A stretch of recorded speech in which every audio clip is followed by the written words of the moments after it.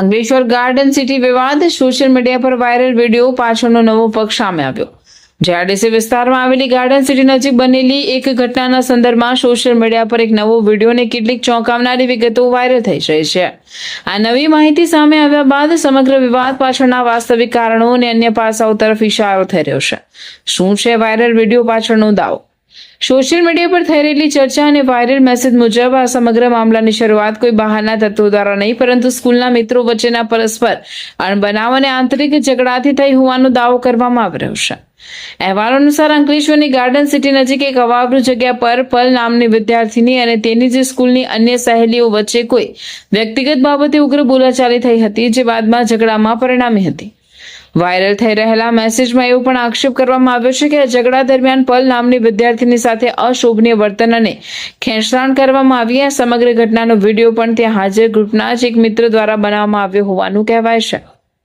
સ્થાનિક અહેવાલો મુજબ આ ઘટના બાદ જ્યારે પીડિત વિદ્યાર્થીની પલ રડતી રડતી પોતાના ઘરે પહોંચી અને તેણે સમગ્ર આપવીથી પોતાના માતા પિતાને જણાવી, ત્યારે દીકરીની માનસિક સ્થિતિ જોઈને પરિવાર ભારે ચિંતા અને આક્રોશમાં આવી ગયો. પોતાની દીકરી સાથે થયેલા અશોભનીય વર્તન અંગે સામાજિક રીતે વાતચીત કરવા અને મામલાને સમજાવવા માટે જ્યારે પલના પિતા સામેના પક્ષ પાસે ગયા, ત્યારે ત્યાં પણ પરસ્પર ઉગ્ર બોલાચાલી વધી ગઈ હતી અને મામલો વધુ ઉશ્કેરાયો હતો. સોશિયલ મીડિયા ટ્રાયલ નહીં, સામાજિક સમજાવટની જરૂર. આજકાલના ડિજિટલ યુગમાં કોઈ પણ વિવાદનો એકતરફી કે અધૂરો વિડીયો જોઈને સોશિયલ મીડિયા પર અભિપ્રાય બાંધી લેવો બિલકુલ યોગ્ય નથી.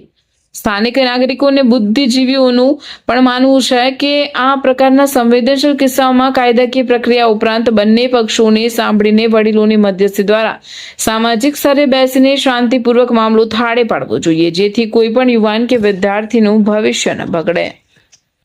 મારું નામ પલ છે. સંસ્કૃતિએ મને ફોન કરીને બોलाई गार्डन सिटी में कि हम लोग वहाँ बैठते और हम लोग सेंटर सॉल्व करते.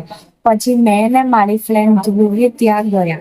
આના પહેલા સંસ્કૃતિએ મારી મમ્મીને પણ ફોન કર્યો અને એવું કીધું કે આંટી કોલ કો ભેજો, હમકો ઘૂમના હે. આ જૂઠું બોલીને ને મારી મમ્મીથી મને મોકલાઈ ત્યાં. એમ તો ઠીક હે, મેં ભેજતી. પછી અમે લોકો ત્યાં ગયા. ત્યાં એ લોકો 10 લોકો બેઠા હતા, 7 છોકરાઓ અને 1 છોકરી. સંસ્કૃતિ, આકૃતિ ને જીની ને 7 છોકરાઓ સમર, રાજવી, વિહાન, ઈશાન એ બેનો ભાઈ છે ને સંદીપ. આ લોકો ત્યાં હતા. મેં ત્યાં ગઈ પછી એ બધાએ મને મારવાની એક કરીને ચાલુ કર્યું. પછી એ 3 છોકરીઓ મને નીચે સુવાડી દીધી હતી ને સુવાડીને માર્યું હતું. ને પેલા બધા છોકરાઓ ત્યાં હતા, એ બધા સિગરેટ ને વેપ પીતા હતા. ને એ લોકો ઈશાન એ બધા પણ મારી પાસે આવ્યા ને એ લોકો પણ મને લાતેથી મારવાનું ચાલુ કરી દીધું. એક હાથ મારો કોઈ છોકરાએ પકડ્યો હતો, એક હાથ સુનીએ પકડ્યો હતો ને મારી ટી શર્ટ પકડીને એ લોકો મને મારતા હતા. પેલા છોકરાઓએ મને સિગરેટ નો દામ આપ્યો હતો, આઈ લવ દામ.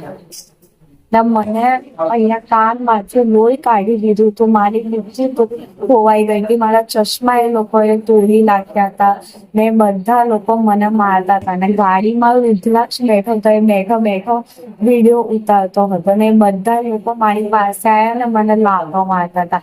ને અડધા લોકો ત્યાં બેસીને સિગરેટ ને વેપ પીતા હતા.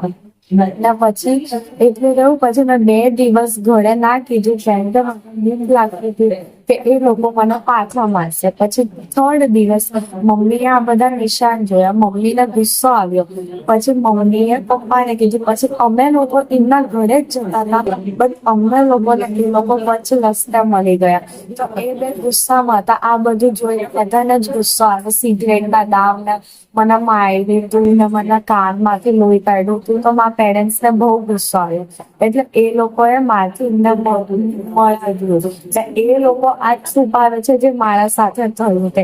એ લોકો આને દબાવી દે છે. એ લોકો એટલું જ બતાવે છે કે અમે લોકો એને મારી, બટ રિયાલિટી તો પેલા આ છે કે એ લોકોએ મને મારી હતી ને છોકરાઓએ પણ મને મારી હતી. આ બધા લોકોએ પ્લાન કરીને મને મારી હતી ને ધોકો આપીને મને બોલવાયું હતું. બટ રિયાલિટી આ છે. બટ બધાને એવું લાગે છે કે અમે એમને માર્યું છે.